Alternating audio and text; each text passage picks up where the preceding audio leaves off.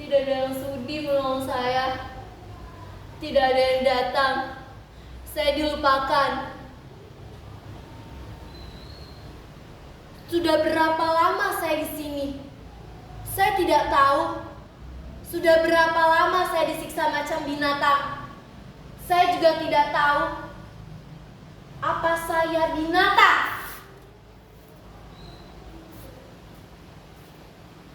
Empat dinding ini hanya ada satu jendela jeruji besi jauh di atas sana. Tidak ada perabotan, hanya ada tikar dan bantal. Tidak ada selimut. Saya tahu tidak mungkin lolos dari penjara ini jika tidak ada yang sudi menolong saya. Mustahil saya selamat jika tidak ada mukjizat.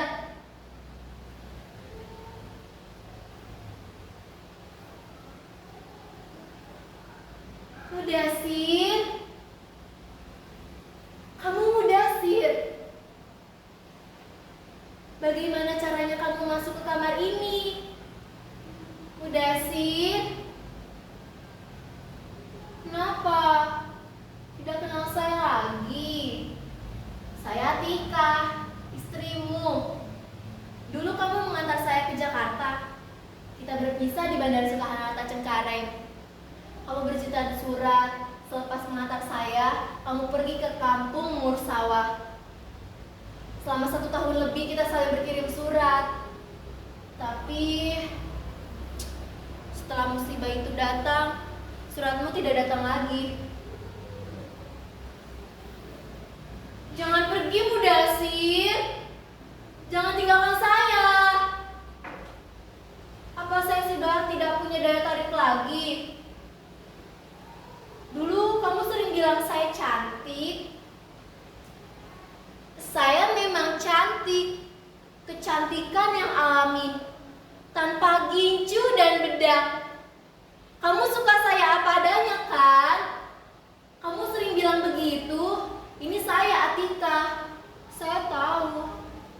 Mungkin penyiksaan ini bisa bikin saya tidak secantik dulu lagi ya. Kalau ada kaca di kamar ini, mungkin saya bisa segera tahu. Bisa saja wajah saya sudah seperti gombal busuk, bacin, dan tidak layak dipandang. Bikin jijik ya. Tapi Mudasir, kamu menikahi saya lahir dan batin kan? Kamu bukan hanya menikahi wajah saya kan? Kalau benar kamu di sini, tolong saya, keluarkan saya dari penjara ini. Lalu kita pulang ke kampung bersama-sama. Tidak perlu melapor pada polis Raja Diraja. Tidak guna melapor pada Menteri Tenaga Kerja. Kita ini warga negara Indonesia, bukan warga negara Filipina. Beruntunglah mereka yang berasal dari Filipina. Bahkan presidennya pun peduli pada nasib para tenaga kerjanya, terutama yang bekerja di mancanegara. Kita kalau banyak uang, diperas habis sampai tulang sumsum. Tapi kalau ada musibah, pura-pura tidak tahu, diabaikan. Kita ini adalah binatang penghasil devisa negara. Sebutan pahlawan hanya slogan. Sudahlah Mudasir, berbicara tentang kekacauan penanganan TKW seperti saya, bikin dada seketika sesak. Lebih sesak lagi, kenyataan seterang benderang ini tidak akan pernah menjadi kenyataan. Mengapa? Karena mereka malas menanganinya. Tidak sudi dengan tangan kotor, tidak sudi dengan energi yang dihamburkan. Lagi pula, butuh kemampuan diplomasi agar pejabat-pejabat kita dihargai oleh orang asing. Nyatanya saja, pejabat-pejabat kita sering jadi bahan tertawaan orang-orang asing.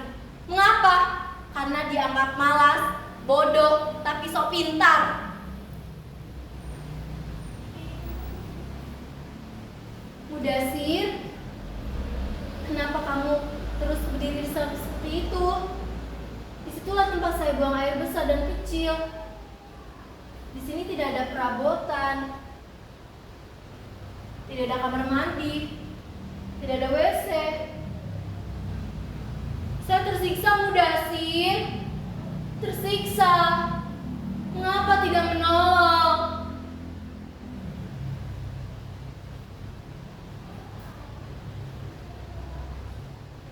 Lihat luka-luka di sekujur tubuh saya.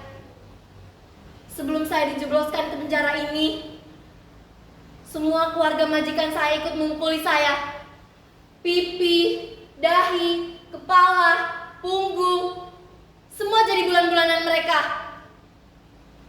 Mereka memukuli saya dengan menggunakan tangan, kepala, kaki, tongkat besi, setrikaan. Saya seperti bola yang disepak ke sana kemari tanpa bisa membela diri. Saya hanya bisa teriak, bertanya, menangis. Apa salah saya? Jawabannya hanya geraman dan makian. Kamu indon, bangsat, bajingan, pencuri, tidak tahu diri, maling. Demi Tuhan, saya tidak pernah mencuri. Saya bukan maling.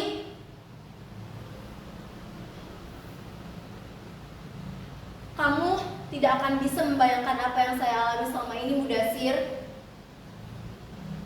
Saya dianggap bukan manusia lagi. Saya mendapatkan upah karena saya bekerja. Saya membersihkan rumah, menyapu, mengepel.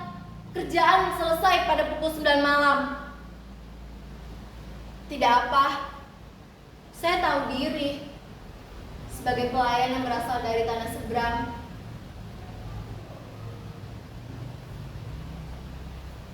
Mudasir,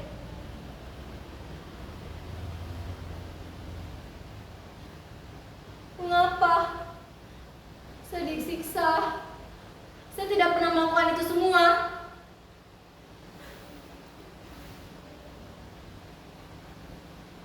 Pada malam ke-13, majikan laki-laki mendatangi saya. Nampak mabuk dia. Dia membuka pintu, lalu berbaring di pinggir ranjang. Lalu menutup pintu. Buru-buru saya duduk di kepala ranjang. Terdiam, tidak sempat bertanya. Tangannya mengisyaratkan agar saya berbaring di sampingnya. Saya menggeleng gemeteran. Dia melotot. Lalu mengisyaratkan tangan lagi agar saya tetap berbaring di sampingnya. Saya tetap menggeleng. Saya waspada. Jika itu terjadi, saya akan melawan. Untunglah kejadian itu tidak terjadi. Ya, saya selamat dari perkosaan majikan saya. Lalu dia pergi, menutup pintu dengan keras, hingga suara langkahnya pergi menjauh. Saya menangis ketakutan, bersyukur kepada Tuhan tidak terjadi atas saya pada malam itu.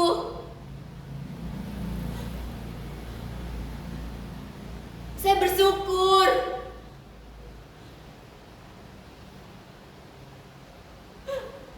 Lalu saya menangis sampai subuh.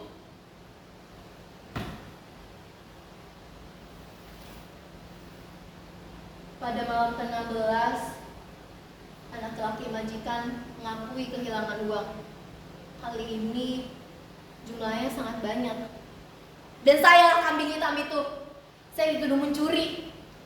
Saya dipukuli. Kepala saya ditutupi karung. Saya disiksa. Kepala saya dilempari oleh setrikaan karena saat itu saya sedang menyetrika. Demi Tuhan, saya tidak mencuri. Mengapa majikan saya terus memperkerjakan orang-orang Indonesia? Bangsa ini mempekerjakan banyak sekali pekerja dari Indonesia. Mereka dengan tempo yang singkat menjadi bangsa yang kaya raya. Tidak perlu belajar dari Indonesia lagi. Banyak orang pintar yang terlahir dari sana. Tapi banyak para pekerja yang diperkerjakan seperti budak oleh mereka.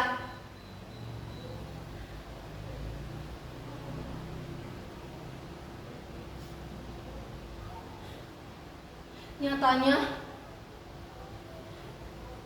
manusia itu punya derajat yang sama. Tuhan melahirkan manusia dengan derajat yang sama. Tidak boleh menyiksa sesama manusia. Mudasir, kenapa kamu diam saja? Tidak percaya saya? Demi Tuhan, saya masih suci. Kamulah laki-lakinya satu-satunya laki bagi saya.